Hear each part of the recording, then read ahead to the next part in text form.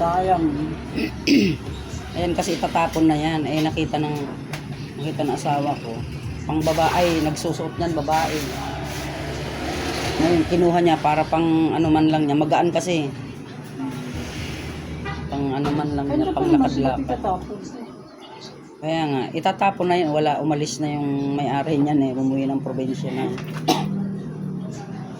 Sayang mo lang, itatapon na yung iba nga na pinapagawa eh, biyak-biyak na, butas-butas na nga yung pila. Yung pila.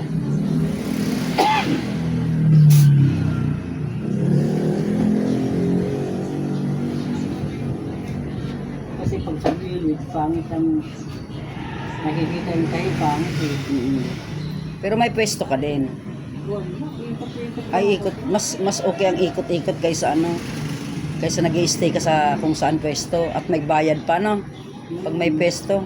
Exercise pa. Exercise pa. Nag-uupo ako daan ng ano ako dati, pwesto eh. Pag alam na lumalakas eh, taas ng Oh. Para Para nakakasilip, ano? 700 ang upa ko nung dati eh. Maliit lang yun, di ba? Oo, kapiraso lang. Yung kikilos ka lang na ganyan eh.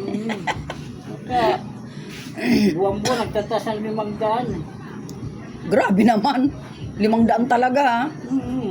Eh di, kaya tama lang din ng ano. Bandang huli, isa lang ibig sabihin nun, umalis ka.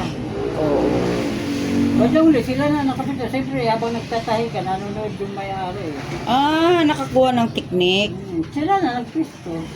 Oo. Kunwari, tataasan ka na tataasan. Yan pala may ibang intention. Ganun talaga Pinoy. Ganun ang Pinoy. Mga tambay pa Tama, naman ganun ng mga talaga anak. Pinoy. Di sila na lang ano, ang anak na niya. Yan na.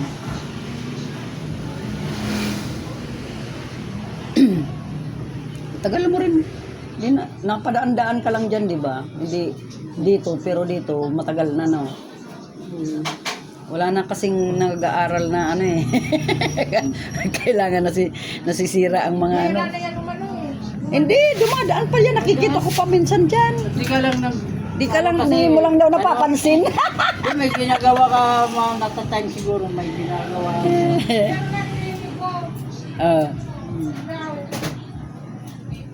Si ate nga eh, lagi abal lang. Wala naman ang ipapatahi.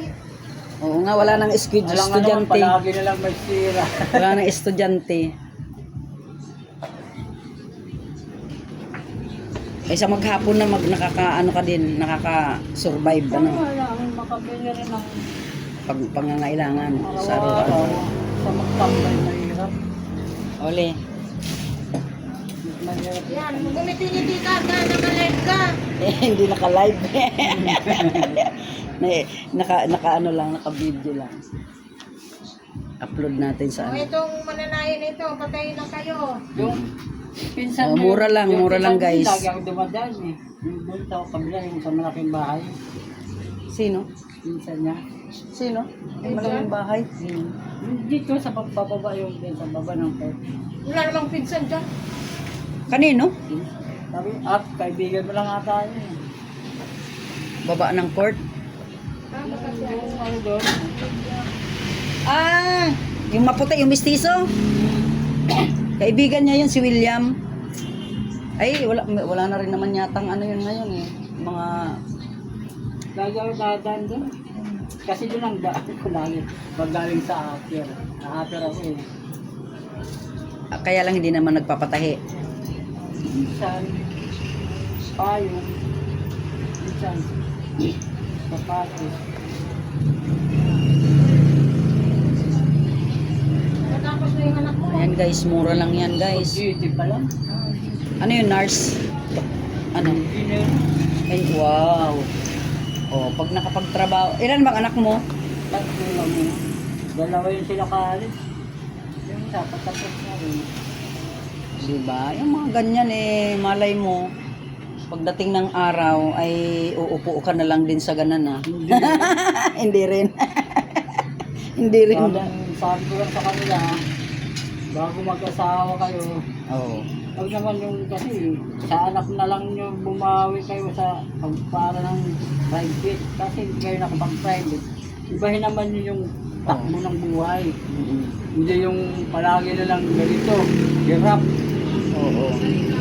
Kasi sabi ko, kami ni mama nyo, habang malakas ako, hindi kami magugutom.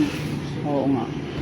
Hindi kayo mag-aasawa. Walang- Sabi ko, kasi walang mga- nyo, mag-asawa kayo, walang, hindi namin yan inahan sa inyo. Basta magtapos lang kayo.